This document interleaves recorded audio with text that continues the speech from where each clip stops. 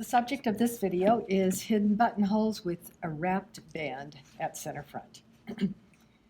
And I think that it's real clear, step by step with the funny little pictures that I drew. It's so important to understand that you've got a blouse pattern and that you're cutting it off here in the front.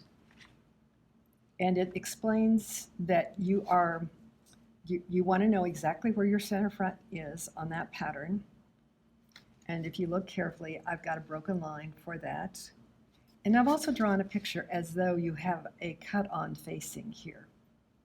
You want to move over 1/2 inch further to the left from the center front, if in fact you're making this work on a pattern you already have.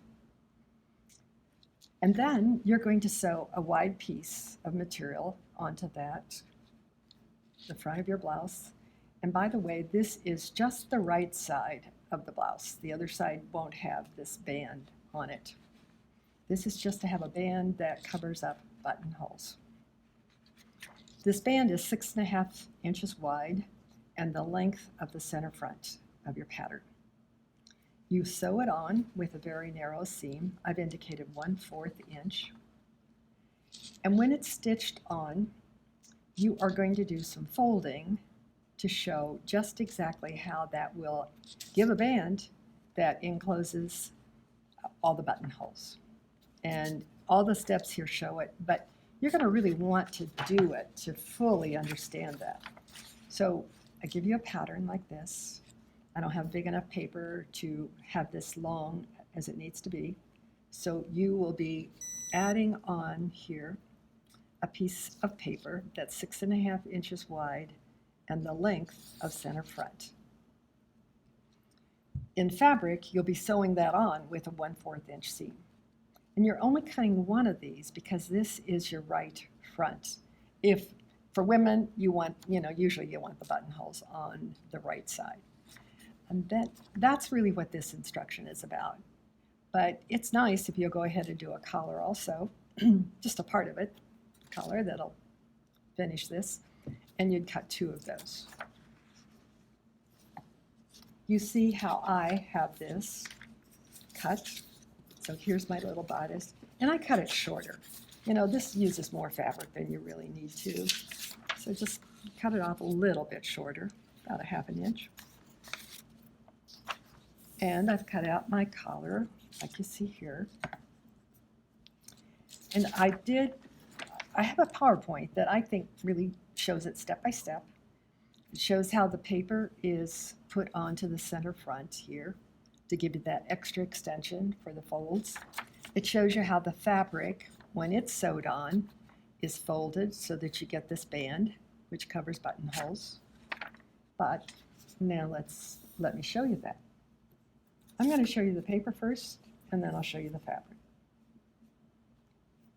So I'm going to cut this pink fabric as long as that center front edge there.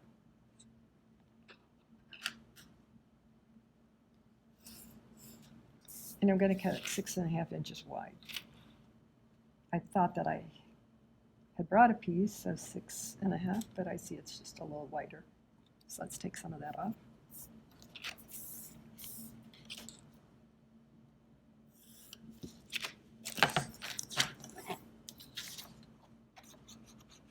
So I'm cutting now just a piece of paper that I will attach to the front of the garment.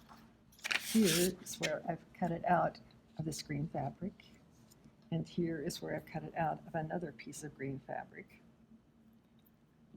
But before I do anything with those, I'm going to go ahead and do the paper thing. So I'm going to want you to do that. So here is the right side of this fabric, and here is the wrong side of the bodice. So if you watch my videos and you look at this, you'll understand that.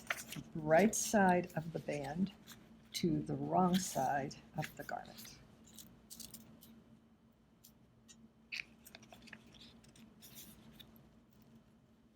I'm going to stitch it. I don't know if you ever walk things through with pins on paper or if you ever stitch them. But you know, instead of sewing something and then ripping it or whatever, you're going to fold the seam so that it goes into the band. You'll fold under 1/4 inch on this edge. You fold the band over so that it covers, it comes all the way to the stitching and actually covers that up. I brought the band over so it comes to that stitching and slightly covers it, and you would top stitch this in place.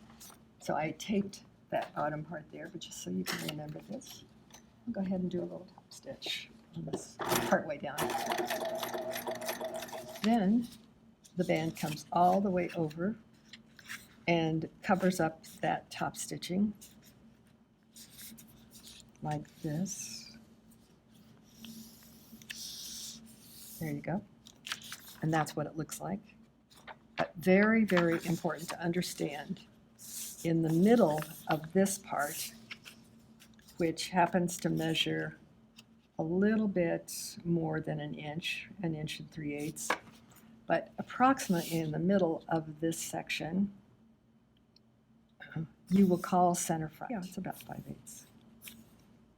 And I'm calling that center front. And center front is exactly where the buttonholes will get stitched. So they're hidden. Of course, they've gone through two thicknesses of band there, and then this comes over like this. I want to show you some examples here in fabric. It just happens this one's going the other direction, you know, for a left side having buttonholes. But here you see it in fabric. You see how that gets top stitched. You see how I did interface this collar for sewing it on. And I sew it on with this wrap method, which is interesting. And that sometimes I tack little thread tacks in between some of the buttonholes so that this doesn't flop around. So I've made this on garments and found that it's kind of nice to have a thread tack under a couple.